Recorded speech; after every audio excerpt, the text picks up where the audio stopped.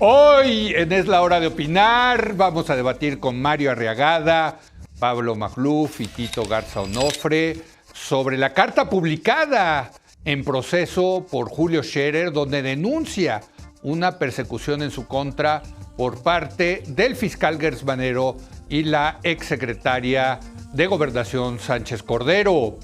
Después voy a platicar con Javier Tello, especialista en políticas de salud, de cómo el gobierno canceló el INSABI y el nuevo programa que sustituirá a este del IMSS Bienestar. Y para finalizar viene Gabriela Siller, ella es economista. Vamos a analizar el estado actual de las finanzas públicas frente al entorno económico internacional, si puede haber o no una crisis de final de sexenio. Así que quédese aquí en Foro TV, que ya comenzó la hora de opinar.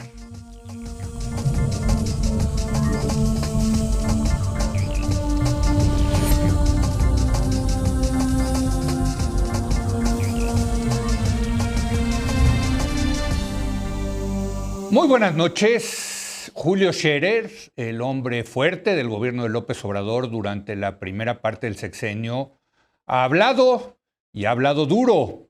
En vísperas de la inauguración de una de las obras insignia de esta administración, el Aeropuerto Internacional Felipe Ángeles, publicó un artículo en la revista Proceso para dar su versión de lo que está ocurriendo en el pleito que tiene con el fiscal general de la República, Alejandro Gertz Manero, y ahora incluyó a la exsecretaria de Gobernación, Olga Sánchez Cordero, actual presidenta del Senado. Según Scherer, ambos se coludieron para manchar su nombre y perseguirlo política y judicialmente. Para debatir este tema de la riña, el pleito en la cúpula del poder, saludo a Mario Arriagada. Mario, muy buenas noches. Buenas noches, Leo. Buenas noches a todos. Pablo Magluf, ¿cómo estás, Pablo? Muy buenas noches. ¿Qué tal, Leo? Buenas noches a todos. Y nos acompaña en esta ocasión Tito Garza Onofre. Tito, ¿cómo estás? Muy buenas noches. Hola, Leo, buenas noches. Un saludo a todo el auditorio, a los colegas de mesa. Pues yo creo que te toca empezar a ti, Pablo. ¿Cómo ves esta pelea a 2 de 3 caídas sin límite de tiempo o a 10 rounds, no sé cómo decirlo, de 3 personajes centrales de la Cuarta Transformación? El que fue el hombre fuerte del presidente en la primera parte de este sexenio, la que fue secretario de Gobernación y el fiscal que puso el presidente, que propuso el presidente y que sabemos que tiene una relación cercana con el presidente. ¿Cómo ves? Bueno, delicado, ¿no, Leo? Creo que esa es la palabra, porque más allá de rencillas en el corazón del Politburó, me parece que revelan cierta fragilidad a 3 años de la sucesión. Me explico. Yo creo que Julio Scherer aprovecha cierta inercia, cierta animadversión alrededor del fiscal, sobre todo a raíz de las filtraciones de sus grabaciones y de la inminente liberación, probablemente el lunes, de la hija de su excuñada, para sacar esta carta. A mí me parece que es una carta que de alguna manera aprovecha cierto momento, ¿no? Pero las disputas sabemos que son antiguas, ¿no? Pero es que en ese sentido, precisamente porque aprovecha un tiempo y porque las disputas son antiguas, es que no podemos propiamente creerle a Scherer.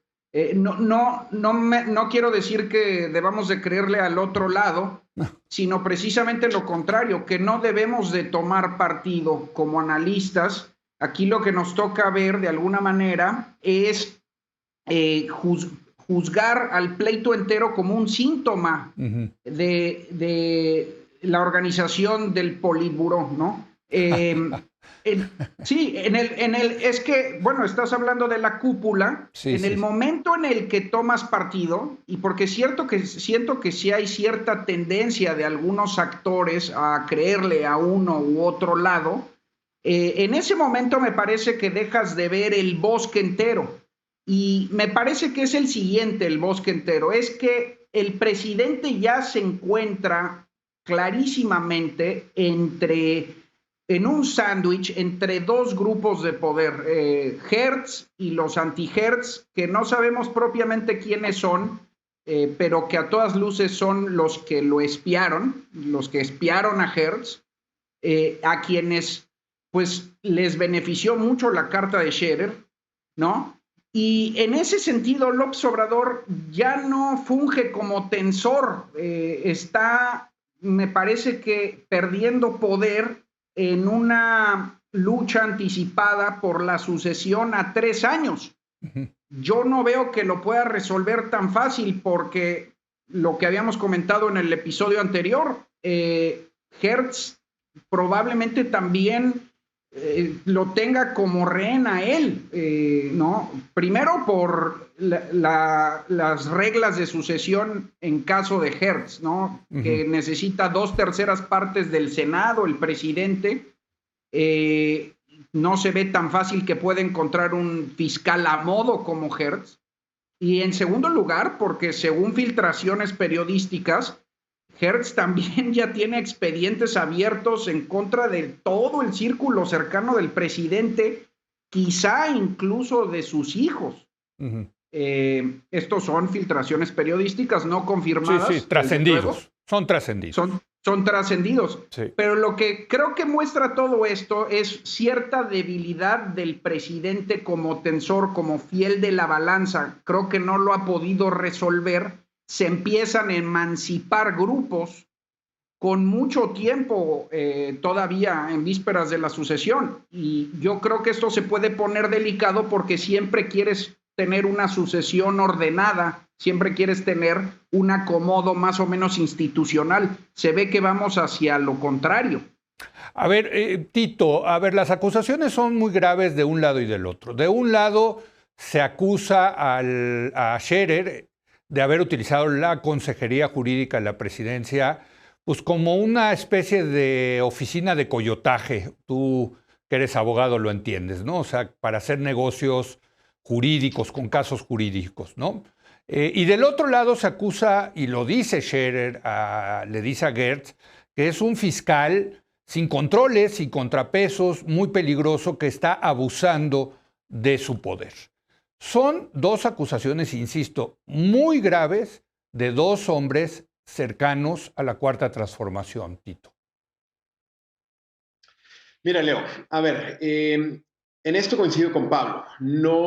No creo que la carta del exconsejero jurídico, Julio Scherer, sea algo que habría que creerle y que lo hace por bien intencionado. ¿Cómo cierra la carta, no? Dice que el país no va a poder cambiar mientras la justicia sea rehén de ese hombre, refiriéndose a Germán Manero. Hay que recordar quién es Julio Scherer, ¿no? Hay que recordar cómo, como bien dices, la figura del consejero jurídico siempre estuvo un poco a la sombra, ¿no? Operando un poco ciertas acciones del gobierno, tanto en Suprema Corte como en juzgados inferiores, y al final del día, esto que dices de usar la oficina como una manera de generar una contradicción al propio sistema, ¿no? Muchos trascendidos también decía que muchos de los casos eran litigados por otros despachos en los que Julio Scherer estaba metido, que parece que tiene algo de razón cuando vemos el caso de las élites de abogados como Juan Collado, como estos grupos de abogados de élite, ¿no? Parecería que Julio Scherer estaba generando una doble función, ¿no? Entonces yo creo que ahí hay que irnos con mucho cuidado en creer que ahora Julio Scherer es el gran símbolo que necesitábamos para hablar de la falta de diligencia en la Procuración de Justicia. Yo creo que ahí habría que atemperar un poco los ánimos. Sí, como dice aquí Pablo, no se puede tomar partido ni por uno ni por el otro, ¿no? O sea, mira, gane quien gane, perdemos nosotros. Eso lo tengo por seguro, ¿no? Y gane quien gane, creo que pierde también Andrés Manuel López Obrador.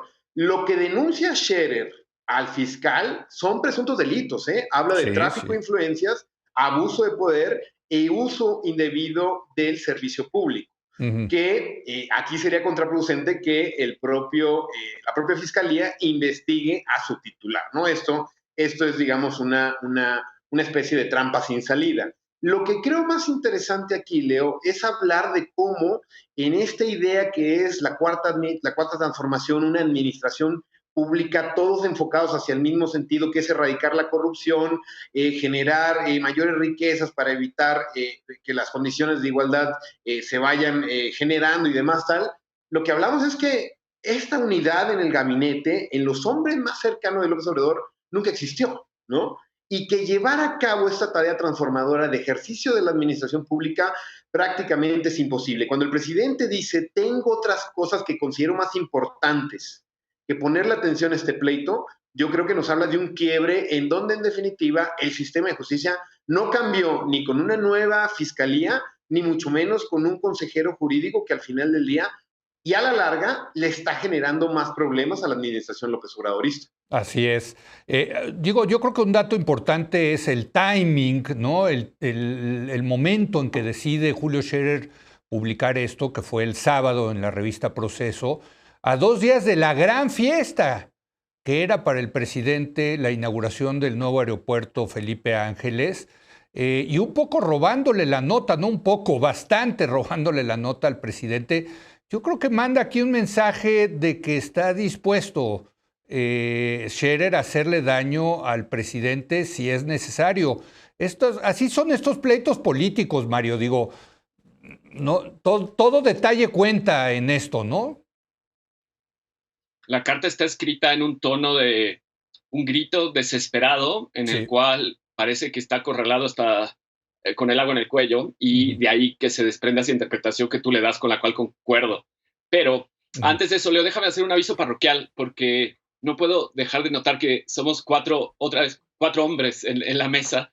Y no falta talento, sobra, pero pues yo aprecio mucho, mis ideas en particular las aprecio muchísimo, pero no tanto para pensar que no hay por ahí una mujer que pudiera hacerlo mejor que yo en muchas ocasiones. Así que solo quería hacerlo notar y decir que estoy dispuesto a ceder mi lugar en cualquier momento cuando yo estoy de acuerdo de este tipo, a una mujer que esté dispuesta a participar. Déjame, aquí le aclaro a ti y a toda la audiencia que de último momento nos avisó Denise Dresser que no podía estar con nosotros.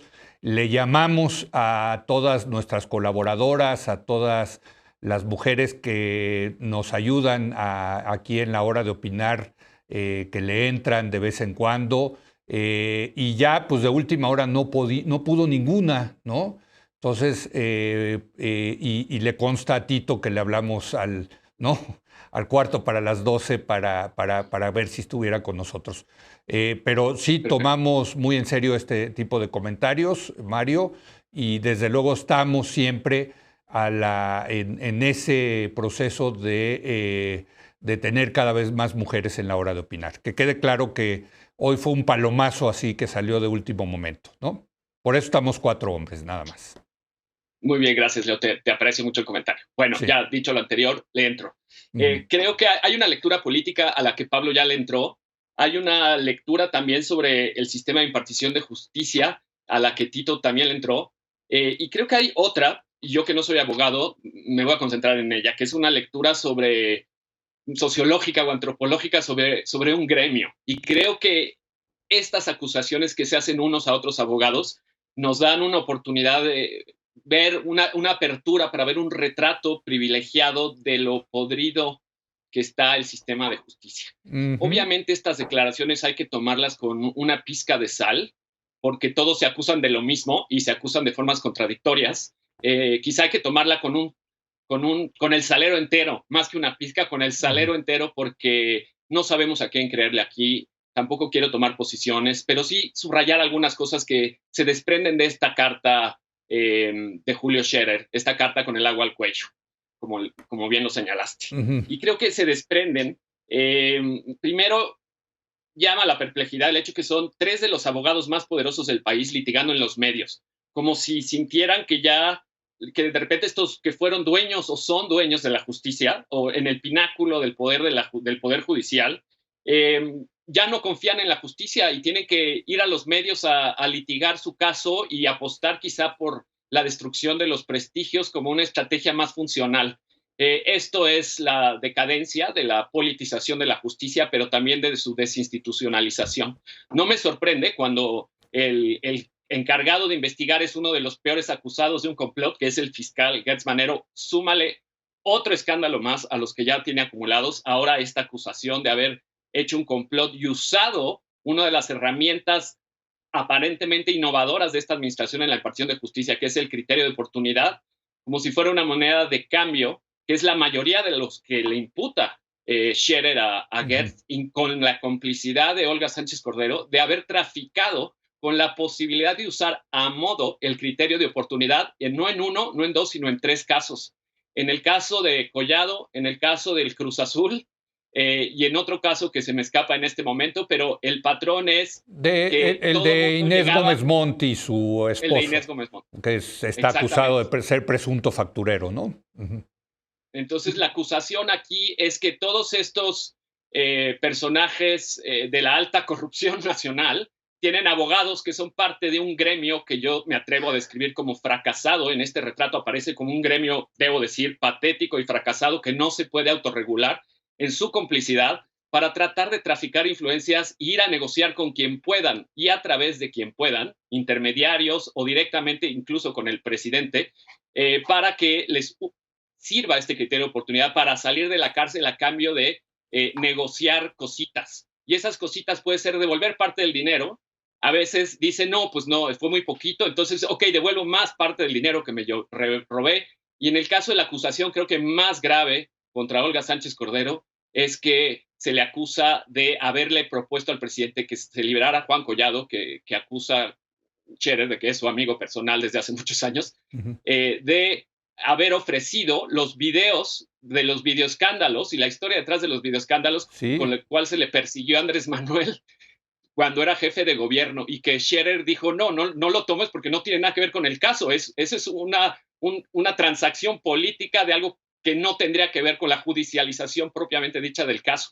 Y esa es la acusación que yo creo que es más grave, porque presenta a Olga Sánchez Cordero, de nuevo, no sé si es verdad, como una traficante de influencias que negocia a modo con el criterio de oportunidad a cambio de favores políticos, cosa que es un fracaso reputacional increíble, brutal. Y por último, digo, Leo, que si algo retrata es el gremio completo, porque también involucra a 3 otros despachos de altura, de élite, como dice Tito, que están ahí coludidos entre ser intermediarios, traficantes en reuniones que son fuera de las cortes, en reuniones privadas, que demuestran que hay derecho al picaporte, tráfico de influencias, puertas giratorias entre el servicio público judicial y los bufetes privados, usos de criterio de oportunidad amañados, como decía, justicia como una negociación extralegal, la justicia también como acompañada y acoplada con prácticas de extorsión, de corrupción, de venta de beneficios, la falta de ética en el fondo, y con esto cierro, que se aloja en tales despachos tan importantes, tan históricos, de familias tan reputadas, el fracaso, yo diría fracaso del gremio, de ese gremio de élite. No quiero obviamente señalar a todos los abogados, pero ese gremio particular que se acerca a los intereses corporativos, pero que entra al servicio público para autorregularse, y sobre todo el fracaso del gremio para volverse un dique y no un cómplice de las convenciones políticas de corrupción, extorsión, abuso del presupuesto público e impunidad que campean en las élites de nuestro país. Esta carta nos abre una ventana a un retrato sociológico de un gremio. De nuevo, no me pronuncio sobre las acusaciones específicas, pero el conjunto de denuncias que hacen unos sobre los otros creo que pinta ese retrato patético. Híjole, pues muy interesante, Pablo, lo que pone sobre la mesa Mario. Es una crítica feroz contra el gremio de los abogados y en particular los abogados, los de grandes despachos. Sabemos que muchos son nuestra audiencia y bueno, pues ahí está y creo que con buenos argumentos la crítica que hace Mario. En otros países sabemos que el propio gremio se autorregula. Hay las barras de abogados, por ejemplo, en Estados Unidos, con comités de ética, ¿no? Que ellos mismos se encargan de que no sucedan este tipo de cosas. Duro, porque efectivamente demuestra cómo se hace, no justicia, porque no es justicia, cómo se hacen negocios tráficos de influencias, favores entre los abogados dentro del sector público y fuera del sector privado, y fuera en el sector privado, ¿no, Pablo? Sí, muy interesante lo que dice Mario. Digamos que el matiz legal se lo dejo a Tito, que sabe mucho más que yo de eso. Prefiero ocuparme de la dimensión política, aprovechando sí lo que dice Mario, porque sí creo que hay una diferencia, Leo, respecto al pasado. Ahorita que mencioné la palabra politburó, te caché con una risita. Pero no fue fortuita el uso de la palabra. Lo que quise decir es que sí es, me parece, el retrato de cierto tipo de régimen, de una manera de manejar a la cúpula en un grupo muy hermético, muy cerrado, con difícil acceso, pero donde habitualmente en otros regímenes que operan así, el tensor es el presidente. Estoy de acuerdo con Mario, pero fíjate, hay una diferencia, creo. Por ejemplo, en las riñas que habían en sexenios pasados, digamos, entre Osorio Chong y Videgaray, ¿no? Por poner un ejemplo, como que todavía fungía el tensor ahí. Había una suerte de mediador. Esa es precisamente la función del presidente, me parece. Y yo lo que estoy observando aquí es que no está siendo así. Creo que justamente él se encuentra en el centro de este choque, porque parece que Hertz está de facto ya emancipado, y precisamente porque va a ocupar el puesto hasta el 2027 o 2028, y porque el otro lado tiene la fuerza de espiar al fiscal. O sea, ¿también? Eso sí ya sabemos que lo espiaron. No sabemos si ese lado está alineado a Scherer. Lo podemos conjeturar porque los intereses están más o menos empatados. No lo sabemos a ciencia cierta, pero sí sabemos que hay un grupo en contra del fiscal. Lo que a mí no me queda claro es cómo puede resolver esta tensión el presidente. ¿Sí me explico? Pablo, pero es muy importante decir, el presidente estos días no ha querido hablar sobre el tema, como si... Precisamente. Y ha dicho, no, es un pleito judicial, y un poco como Poncio Pilato se lava la mano, y cuando sí tiene, lo que tú estás diciendo en el fondo, creo, Pablo, corrígeme si no, es que tiene responsabilidad el presidente en esto. Absolutamente. Sí. Exactamente. Mira, nada demuestra más la gravedad de este asunto que hoy, cuando le preguntaron al presidente, se puso a hablar de las tlayudas. En serio, así, pero es increíble.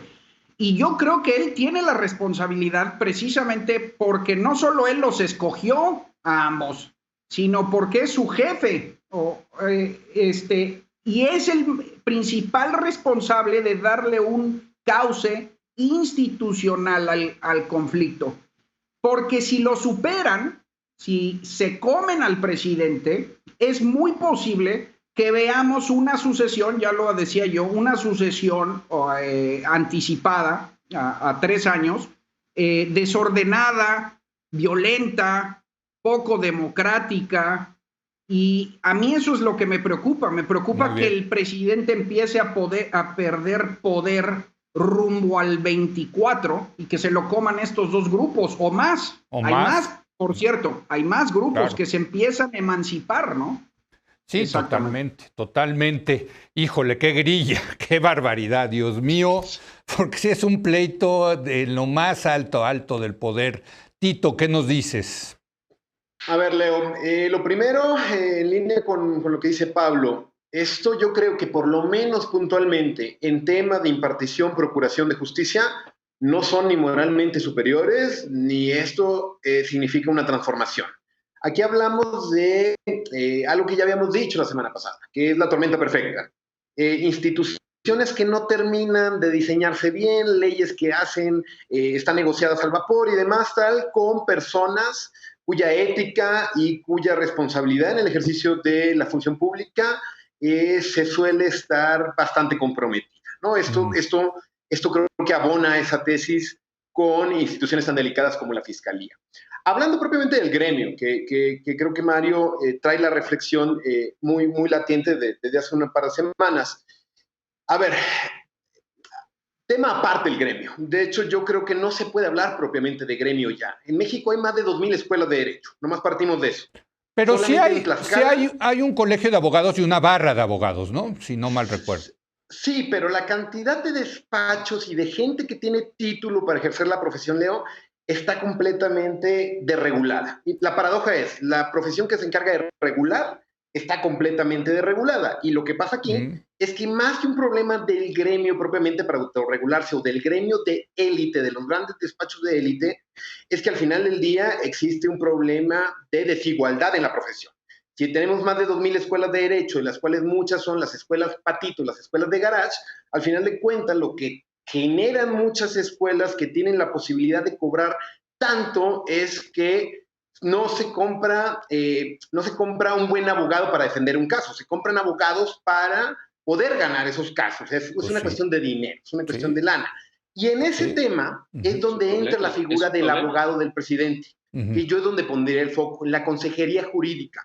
No es casual que Humberto Castillejos y Julio Scherer hayan sido dos de los hombres más poderosos en los sexenios.